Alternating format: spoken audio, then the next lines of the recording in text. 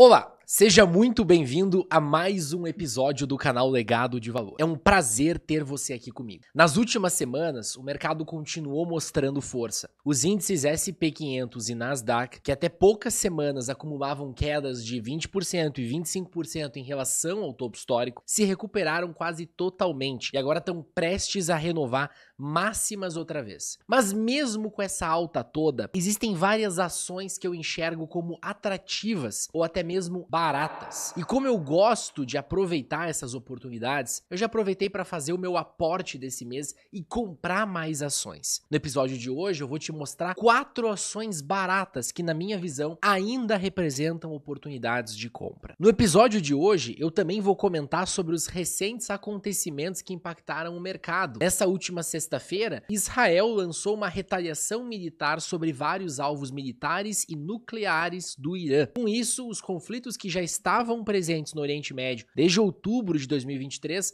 ganham uma nova escalada. Então, como você pode ver, a gente tem muito o que conversar no episódio de hoje, mas antes da gente começar, eu preciso me apresentar, especialmente se você é novo aqui e ainda não me conhece. Meu nome é Felipe Dabu e esse canal nasceu com um propósito muito claro: documentar toda a minha jornada de construção de patrimônio, investindo no maior e mais promissor mercado do mundo, o mercado americano. Eu tenho uma filosofia de investimentos muito simples que foi formulada ao longo dos últimos 10 anos através de muitos erros e acertos. Eu compro todos os meses, ou sempre que possível, ações de empresas de altíssima qualidade. E diferentemente da maioria dos investidores, eu não tenho pressa para vender essas ações. Na verdade, o meu objetivo é segurá-las pelo maior tempo possível, usufruindo do efeito dos juros compostos ao longo do tempo. E quando eu falo empresas de qualidade, eu tô me referindo literalmente às melhores empresas do mundo. Empresas que não prometem algum dia dar certo. Elas já deram certo. Tô falando de negócios extremamente bem geridos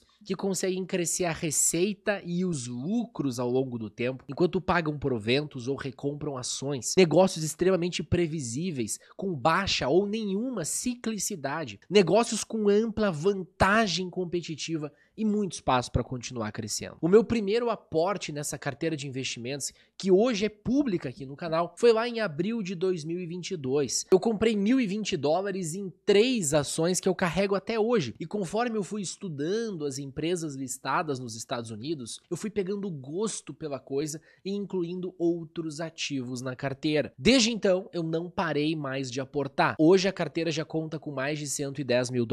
Desses, mais de $20 mil são ganhos obtidos com a valorização dos ativos e proventos recebidos. Conforme os resultados aparecem, eu fico cada vez mais motivado a continuar acumulando mais ativos. O objetivo é conseguir acumular o maior patrimônio possível nos próximos 10 a 15 anos e viver de renda em moeda forte. Nesse meio de tempo, eu vou mostrar tudo o que estiver acontecendo com a minha carteira de forma 100% transparente, através de vídeos semanais como este que você está vendo aqui no canal. Então, se você quer acompanhar minha jornada de perto, não esquece de se inscrever aqui embaixo, deixar um like nesse vídeo e ativar o sininho das notificações para você não perder nada. Ah, e se você quiser aprender a fundo a minha filosofia de investimentos e como montar uma carteira de longo prazo igual a minha no mercado americano, eu preparei um mini curso completo para você. Foram os primeiros vídeos que eu postei aqui no canal, eu vou deixar o link na descrição. Aproveita porque esse conteúdo é gratuito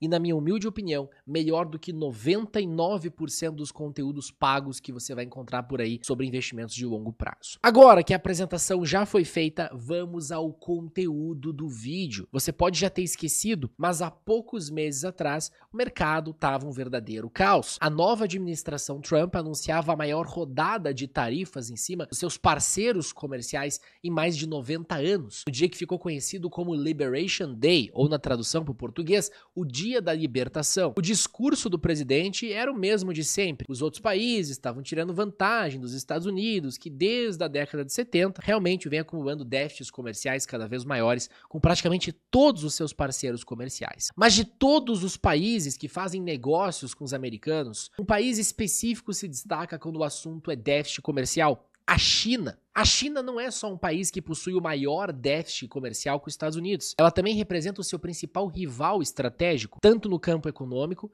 quanto no ideológico. Acontece que a China também é a maior parceira comercial dos Estados Unidos. E grande parte do seu crescimento nas últimas décadas só foi possível graças à demanda da economia americana. Por isso, apesar das tensões ideológicas e estratégicas, os dois países mantêm uma relação de interdependência econômica quase simbiótica. O presidente Trump sabe disso e foi por isso que ele impôs uma carga tarifária especial sobre a China, 145%. Essa tarifa foi tão alta que praticamente inviabilizou o comércio entre os países. Eu não preciso nem dizer para você que o mercado surtou. O principal benchmark, o SP500, chegou a cair mais de 20% em poucas semanas, enquanto o índice Nasdaq caiu ainda mais, cerca de 25%. Quando você impõe uma tarifa comercial dessas, da maneira como a economia está globalizada nos dias de hoje, você está impondo uma barreira gigantesca em cima de todo o crescimento econômico global, sem contar toda a incerteza que isso gera, o risco de recessão, de aumento de inflação e até de tensões geopolíticas, quebra de relações diplomáticas entre os países. E se tem uma coisa que é um consenso, é que o mercado odeia a incerteza. Felizmente, as coisas parecem ter sido resolvidas, pelo menos dentro desse âmbito. Nos últimos meses, os Estados Unidos anunciaram uma pausa de 90 dias nas tarifas anunciadas no dia da libertação, para que os países tivessem tempo de chegar num acordo. Vários acordos já foram assinados, mas o mais importante de todos, o acordo que o mercado inteiro estava esperando, era com a China. E foi por conta disso que o secretário do Tesouro americano, Scott Bessent, e o vice-premier chinês fizeram várias reuniões. Primeiro em Genebra, depois em Londres, até chegarem nos termos finais do acordo. Não preciso nem dizer que o mercado gostou dos esforços promovidos pelas duas maiores economias do mundo, e à medida que novos dados de atividade econômica, de emprego e de inflação vinham sendo divulgados e mostravam que a desaceleração da economia americana era algo pontual, a bolsa produziu a famosa recuperação em V. Assim como ela caiu muito rápido, ela subiu muito rápido. Quase todas as ações do meu portfólio subiram e a decisão de comprar mais ações na queda se mostrou acertada. Acontece que, mesmo diante de toda a euforia, eu ainda enxergo várias oportunidades em algumas empresas cujas ações continuam atrativas. A ideia desse episódio é te mostrar 4 ações que, na minha visão, estão baratas e ainda representam uma possibilidade de compra para o investidor de longo prazo. Vamos começar falando da Texas Pacific Land, uma empresa que eu considero uma das formas mais inteligentes de ter exposição ao setor de energia, sem ser refém da volatilidade operacional de uma petroleira. A TPL tem um modelo de negócio único. Ela é dona da terra, mas ela não extrai o petróleo. Quem faz isso são as gigantes do setor, e a TPL ganha royalties sobre cada barril que é retirado do subsolo das suas terras. São mais de 900 mil acres no coração da bacia permiana, a principal região produtora dos Estados Unidos, no Texas. É como se ela fosse a dona da torneira. Quanto mais petróleo sai, mais dinheiro pinga no caixa dessa empresa. E isso com margens líquidas altíssimas. Se nós pegarmos aqui a margem de lucro da empresa, a gente vai ver que beira os 65%. Só para você ter uma ideia, isso é algo que a gente quase não vê em nenhum outro setor, principalmente no setor de energia, no setor de petróleo e gás. Porque apesar de ser muito lucrativo vender petróleo e gás, as petroleiras elas têm um custo de extração muito grande. A TPL não tem esse problema. O custo de extração dela é zero. Ela delega esse risco de extração para as empresas que estão na terra dela. E aí ela só recebe os royalties, dependendo do volume de barris de petróleo que foram extraídos. Nos últimos meses, se a gente prestar atenção aqui no que vem acontecendo com a cotação da TPL, você vai ver que o preço da ação caiu cerca de 17%. Só no último mês, a queda foi de 21%. Parte disso tem a ver com a pressão do preço da commodity. O petróleo vem caindo aí ao longo dos últimos meses. Mas eu acredito que a maior parte desta queda seja justificada por conta das novas aquisições de terras e royalties que a TPL acaba de fazer. E isso acaba gerando uma certa dúvida no curto prazo. Quer ver uma coisa? Se a gente pegar aqui o histórico, vamos pegar trimestral. Tá, vamos pegar dados trimestrais que é mais fácil para você enxergar. Se a gente pegar o histórico do fluxo de caixa livre da TPL, você vai ver aqui que o fluxo de caixa livre, pelo menos nos últimos 10 anos, só vinha subindo. Ele era positivo e só vinha subindo.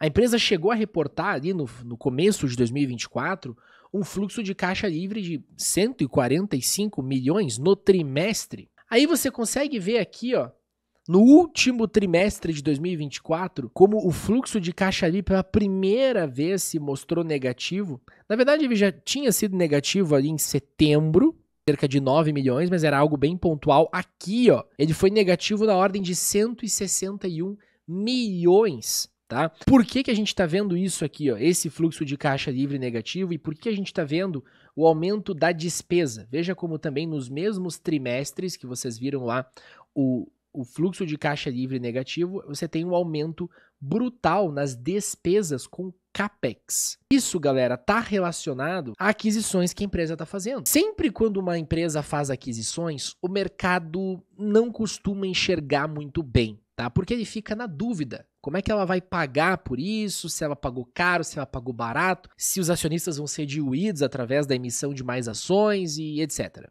Mas neste caso específico, eu acredito que a TPL esteja tomando uma decisão estratégica para continuar a crescer de forma acelerada. O crescimento da receita dessa empresa nos últimos anos é um negócio impressionante, tá? Se a gente pegar aqui, ó, a receita, a gente vai ver que, cara, cerca de 5 anos atrás, a receita estava ali por volta de 287 milhões. Hoje bateu 727 milhões. Então a receita ela dobrou em 5 anos. Se a gente pegar aqui, ó, o lucro líquido é mais impressionante ainda. A empresa, 5 anos atrás, dava um lucro de cerca de 170 milhões de dólares. Hoje o lucro é de 460 milhões de dólares. Quase triplicou o lucro. Isso nos últimos 5 anos. Se a gente pegar aqui os últimos 10 anos, por exemplo, a gente vai ver que o crescimento é ainda mais absurdo. O lucro vem crescendo a uma média de 24% ao ano. O fluxo de caixa livre também. Se a gente pegar o fluxo de caixa livre aqui, a gente vai ver que, tirando esses últimos trimestres onde você teve a aquisição, olha o crescimento dos fluxos de caixa. O mais importante também é a gente olhar aqui, ó, para a relação caixa e dívida. Perceba que a TPL, ela tem muito caixa. Ela é uma empresa com muito dinheiro em caixa e pouquíssima dívida. Ela praticamente não tem dívida, tá? Se você olha aqui, ó, nesses últimos trimestres, a dívida foi zero. A dívida reportada, zero. Você olha o dinheiro em caixa, você vê que ela tem hoje algo em torno de 2,2 bilhões de dólares em caixa. Ela já teve mais, ela chegou a ter 3,1 bilhões. Mas o que ela fez? Provavelmente ela pagou a dívida dela e ela financiou essas aquisições que a gente está vendo. Então eu não vejo motivo para o mercado se comportar dessa forma, punir a ação, por exemplo, com uma queda de 21% só nesse último mês. Na verdade, eu acredito que isso aqui que a gente está vendo é uma oportunidade tremenda para quem quer acumular mais ações de TPL. Sim, a empresa, apesar de não ter o risco de extração, é um pouco mais cíclica, depende do volume de barris de petróleo que são extraídos, né? Naturalmente, conforme o preço da commodity oscila no mercado internacional, você vai ter as petroleiras que atuam ali na área dela, nas terras dela, extraindo mais ou menos petróleo, tá? Para compensar o preço. O fato é o seguinte, só nos últimos 5 anos a gente está falando de uma empresa que subiu 500% em dólar. Isso com uma queda do topo anterior até agora de aproximadamente 40%. Nos últimos 10 anos, a empresa subiu 2.422%. Galera, eu adoro esta empresa. Eu acho que é uma forma extremamente inteligente de você se expor ao ciclo de energia, ao ciclo de petróleo e gás, sem ter toda a volatilidade de uma empresa de petróleo e gás. Quer ver o que eu tô falando? Vamos pegar aqui, ó, a maior do mundo, a ExxonMobil. Quando você olha a maior empresa do mundo de petróleo e gás, você pensa assim, poxa, ela deve ter números incríveis, excelentes, certo? Mas não é bem assim. Quando a gente olha a receita da ExxonMobil, a gente vê que ela tá estagnada. Olha aquela curva de receita da TPL e olhe essa curva da ExxonMobil. Ela reportou uma receita nesse último trimestre de 341 bilhões. Essa é a mesma receita que ela reportou em 2005, 20 anos atrás. Então você consegue perceber que não teve crescimento de receita? Por quê? Justamente pela dificuldade do negócio de petróleo. Os preços da commodity podem ter subido, mas para você extrair, para você pesquisar onde está o petróleo, você toma um risco danado. Os custos de extração são altos, os custos de pesquisa são altos, e você tem o risco de furar e não encontrar petróleo, não conseguir extrair o petróleo que você encontrou. Olha o lucro líquido. Olha como também não tem crescimento nenhum. Você olha, 20 anos atrás, a empresa reportou 29 bilhões de lucro. Você olha hoje, 33 bilhões de lucro. É um crescimento de menos de 1% ao ano nos últimos 20 anos. Então, não é uma empresa boa. Geralmente, as empresas de petróleo são muito cíclicas. Agora, quando você pega a TPL, ela se exime dessa ciclicidade, só sobra o filé mignon para ela. Entra limpo os royalties na forma de barris de petróleo para ela. Ela não tem que arcar com aqueles custos de extração, aqueles custos de pesquisa e com risco de extração. É por isso que a gente vê essa curva de receita maravilhosa e é por isso que a gente vê essa curva de lucro também maravilhosa. Só para a gente finalizar essa discussão sobre a TPL, olha o gráfico que está aparecendo aqui na minha tela. Esse aqui é o gráfico de rentabilidade da TPL, um gráfico um pouco diferente deste aqui, né, que é um gráfico de linha. A gente só tem o preço de fechamento aí de cada semana, de cada mês nos últimos 10 anos, 20 anos. Este aqui ele nos passa um pouco mais de informação. É um gráfico de candlesticks, muito utilizado por traders, tá? Mas a gente que investe a longo prazo também pode utilizar esses gráficos para visualizar como foi a performance da empresa nos últimos anos. Cada barrinha que vocês estão vendo aqui, ó, cada candle é um ano. Olha só isso, galera. Veja como de 2009 até 2024, ou seja, a gente está falando aí de 15 anos, a empresa subiu reta para cima. Não teve um ano sequer de correção. Com exceção de 2023, perdão. Mas dos 15 anos, 14 foram de alta, e não é qualquer alta. Teve ano que a empresa subiu 127%, 87%, 91%.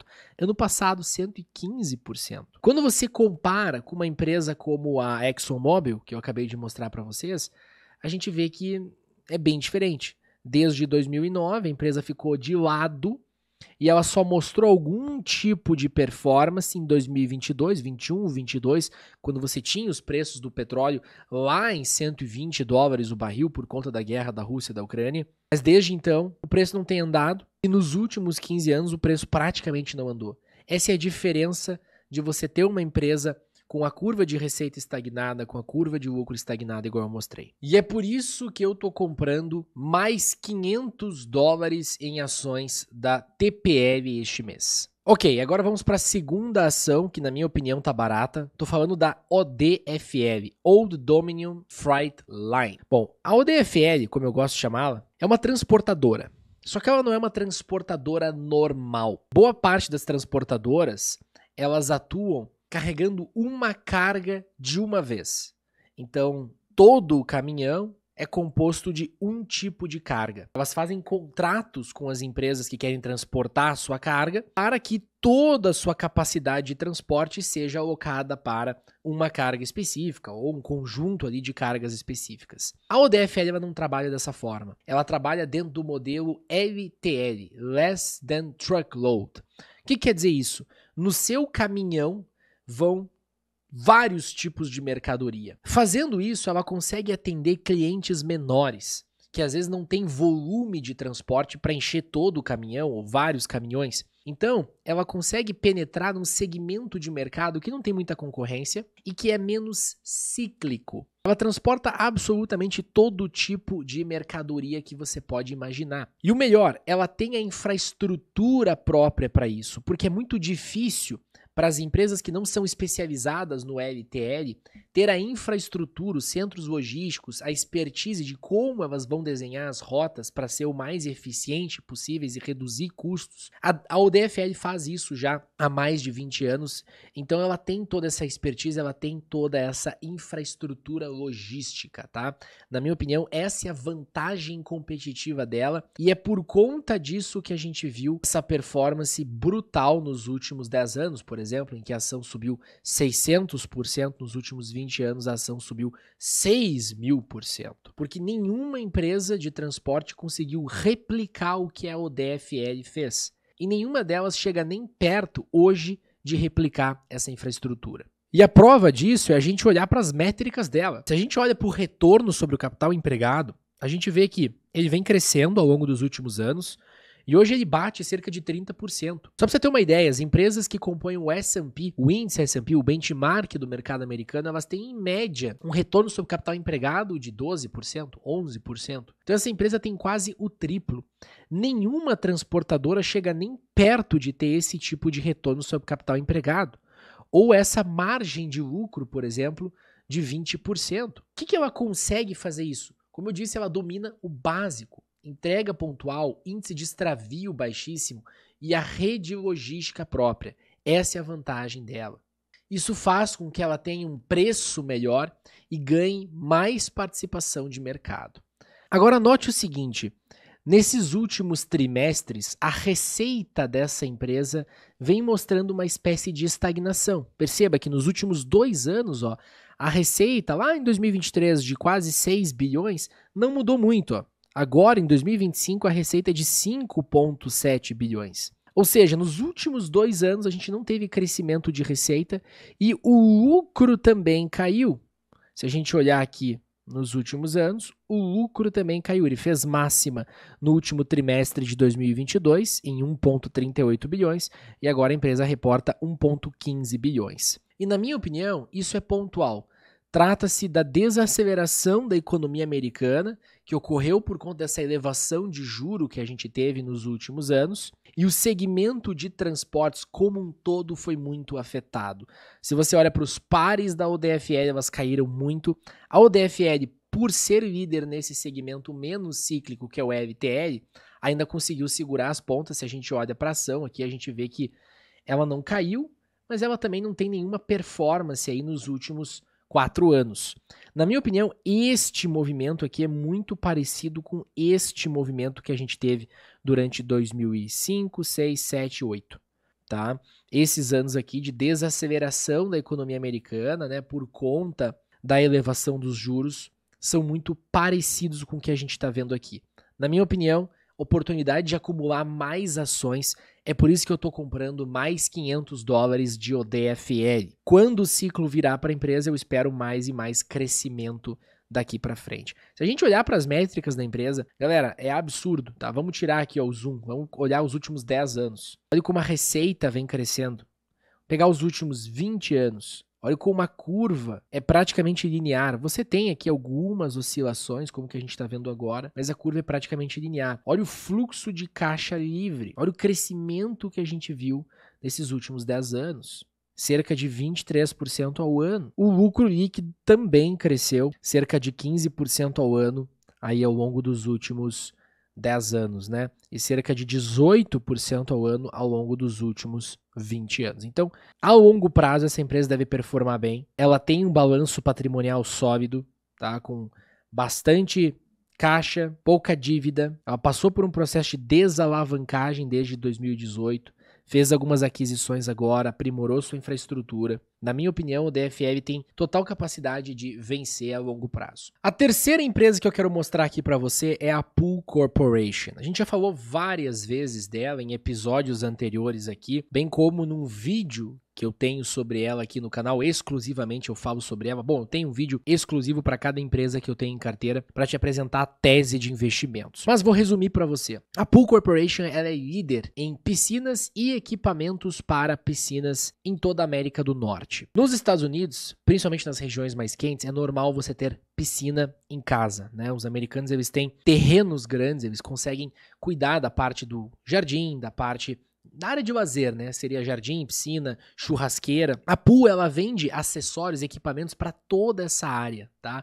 Por exemplo, ela não vende só equipamentos para piscina, ela vende sprinklers. Ela vende acabamentos como decks, por exemplo, para você colocar atrás da sua casa.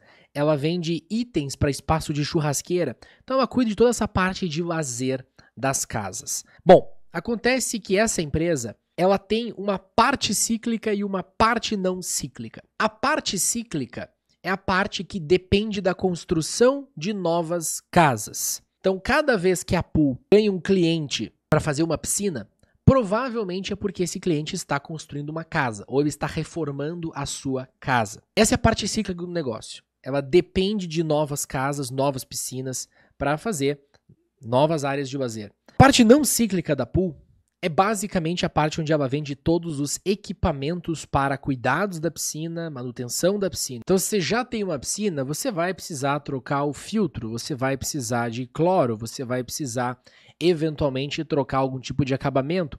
Essa é a parte onde a empresa tem uma receita recorrente mais previsível, como se fosse uma assinatura paga por todo mundo que usufrui das suas piscinas. Acontece que mesmo com essa parte mais recorrente, mais previsível da receita, eventualmente a Pool acaba tendo alguma ciclicidade na sua receita, e é o que a gente está vendo acontecer agora, similar ao que aconteceu lá em 2006 até 2010, quando a gente teve de novo uma desaceleração da economia americana. Porque pensa comigo, quando a economia americana desacelera porque os juros estão altos, fica muito caro para as pessoas fazer novas hipotecas para comprar casas.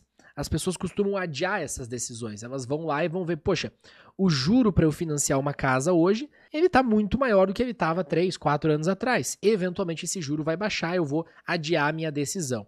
E assim a economia desacelera, o mercado imobiliário desacelera, e a Pool ela tem essa dependência do mercado imobiliário, como eu expliquei para você, ela precisa da construção de novas piscinas para ter uma receita cada vez maior. Não há dúvida que o número de casas, o número de imóveis nos Estados Unidos vai crescer no longo prazo e que o número de piscinas também vai crescer no longo prazo. O fato é que no curto prazo a gente tem vendo algum tipo de ciclicidade, então a receita ela fez topo lá em 2022 e desde então ela vem caindo trimestre após trimestre, tá? Ela chegou a ser de 6,2 bilhões, agora a gente está vendo uma receita de 5,2 bilhões. O lucro líquido também, mesma coisa, a gente vê aqui uma queda no lucro líquido nos últimos trimestres, semelhante ao que a gente viu lá de 2007 até 2010, 2011. Eventualmente, eu acho que o lucro líquido vai voltar a crescer, assim como a gente teve na última vez que a economia americana desacelerou. Então, o que eu estou fazendo nesse meio de tempo? Eu estou acumulando mais ações da Pool. Se a gente olhar aqui, a gente vai ver que nos últimos 4 anos, assim como o DFL, a Pool não teve qualquer tipo de retorno. Na verdade, as suas ações caíram, e se a gente pegar aqui do topo anterior até o nível de preço atual, elas caíram quase 50%. Na minha humilde opinião, existe uma possibilidade muito grande para você comprar mais ações da Pool aqui, aproveitando sim um valuation já atrativo, um valuation que, se você olhar, não está no nível mais barato de todos. O nível mais barato de todos para você comprar foi ali em 2022, mas ele está na média dos últimos 15 anos. Se a gente olhar rendimento do fluxo de caixa livre também, nos últimos 10 anos, ele está acima da média dos últimos 10 anos. Então me parece que Pool agora é uma excelente compra. Se você não liga de no curto prazo ter que enfrentar algum tipo de ciclicidade e no longo prazo desfrutar aí de uma ação que, se a gente olhar, mesmo com essa queda de 50%, cara, nos últimos 10 anos subiu 375% em dólar, nos últimos 20 anos subiu mais de 1000% em dólar. Isso é uma rentabilidade de 17% ao ano. Eu já tenho uma posição relativamente grande em Pool, mas eu decidi comprar mais $500 em ações dessa empresa neste mês de junho. E a quarta e última empresa que eu quero mostrar para você é a Novo Nordisk, que a gente também já falou várias e várias vezes dela. Nessas últimas quedas, né, dos últimos meses, eu mostrei para você que eu estive comprando várias e várias ações aí de Novo Nordisk. E bom, o preço vem mostrando uma certa recuperação. Só nesse último mês subiu algo em torno de 11%. Nos últimos 3 meses tá flat, mas veja que do fundo lá de $58, a ação já se recuperou bastante, agora estando cotada em $74, tá? Novo Nordisk é o tipo de empresa que chegou a cair mais de 50% também. Dessas que eu tô mostrando para você, talvez seja a mais conhecida, tá? E também é que tem uma tese um pouco mais ampla. A Novo Nordisk é líder mundial em medicamentos para diabetes e mais recentemente ela se tornou referência global em tratamentos para obesidade, né, com os medicamentos GLP-1, como o Ozempic e o Wegovy. A empresa viveu um boom gigantesco entre 2021 e 2024. Tá? É um negócio assim de louco. Se a gente olha para a receita dela, a gente vê que a receita dela vinha crescendo num nível bem legal, nível ok. Aí, a partir de 2021, a receita começou a crescer absurdamente. Tá? Virou um crescimento praticamente exponencial, né? ela surfou ali uma tendência secular fortíssima, a medicalização da perda de peso. Mas depois disso, as ações desabaram 50%, mesmo com a receita continuando a crescer, mesmo com o lucro líquido continuando a crescer, o fluxo de caixa livre também continuou crescendo, e as ações desabando 50%. O que aconteceu? Bom, a gente comentou já sobre isso aqui, você teve lá um desapontamento com dados de novos medicamentos que ela estava fazendo pesquisa e que o mercado estava monitorando com certo hype. Segundo, medo de interferência política com possível controle de preços pelo Medicare nessa nova administração Trump. Terceiro, a possibilidade de concorrentes como a Eli Lilly tomarem parte deste mercado que inicialmente era só da Novo Nordisk. Nenhuma dessas três coisas aconteceu. A receita continua crescendo, o lucro continua crescendo. Se a gente olhar aqui para o valuation da empresa, ele está extremamente defasado. O índice de preço-lucro caiu quase que para as mínimas aí dos últimos 10 anos. A empresa está extremamente descontada ainda. Se a gente olha todas as métricas, preço-lucro, preço-valor patrimonial, preço-receita, né, que a gente geralmente usa para empresa de tecnologia, e até o rendimento do fluxo de caixa livre, que é o mais importante de todos, tá? Na minha opinião, quanto maior, melhor. A gente consegue ver que a empresa está extremamente defasada. Tá? Ela representa uma oportunidade de compra tremenda, mesmo com as ações subindo aí 30% nos últimos meses, eu continuo achando que a Novo Nordisk representa oportunidade de compra aqui. Eu só não vou comprar mais ações dela porque ela já está bem grande na minha carteira, tá na minha terceira maior posição, junto com a Amazon e a Nvidia. Então eu vou aguardar, porque eu acho que eu posso alocar esse dinheiro em oportunidades melhores, onde eu ainda estou subalocado. E se a gente olhar aqui, a Novo Nordisk tem muito espaço para subir. Tá, eu acho que ela deve já nos próximos meses recuperar essa queda, recuperar o topo anterior. Então ela caiu cerca de 50%. Para ela voltar lá para o topo histórico, seria uma alta de 100%. Para mim, a Novo Nordisk continua sendo uma empresa com uma vantagem competitiva muito ampla, um pipeline de medicamentos, de produtos sólido, um posicionamento muito estratégico, tá? Um posicionamento único no mercado em franca expansão. Só para você ter uma ideia, espera-se que nos próximos 20 anos o mercado da Novo Nordisk multiplique por 10, né? O tamanho do mercado de atuação possa multiplicar-se por 10. E antes da gente encerrar o episódio, eu queria comentar rapidamente sobre um evento geopolítico que pode sim afetar o mercado nos próximos meses: o ataque de Israel a instalações militares e nucleares no Irã nessa última sexta-feira. Galera, esse tipo de ação representa uma escalada perigosa no conflito do Oriente Médio, e sempre que isso acontece, o mercado começa a precificar risco no preço do petróleo. Se esse conflito se expandir, o impacto pode ser direto em oleodutos, rotas de exportação, produção de países vizinhos, né? Toda a infraestrutura ali de petróleo e gás pode ser atingida. O petróleo sobe e aí a gente entra num efeito dominó. Petróleo mais caro pressiona a inflação e isso pode adiar os cortes de juros que o Fed já vinha sinalizando esse ano. Então, por mais que o mercado esteja se recuperando, este risco precisa ser monitorado, é algo que a gente vai monitorar nos próximos episódios, porque se a inflação voltar a incomodar, a curva de juros vai reagir, e isso pode mexer nos valuations das empresas de crescimento que a gente gosta de investir. Por hoje eu fico por aqui, espero que você tenha gostado desse episódio. Se você gostou, não esquece de deixar o teu like aqui embaixo e se inscrever no canal Legado de Valor para continuar recebendo esse conteúdo que eu preparo com tanto carinho para você. Um grande e afetuoso abraço, até a próxima.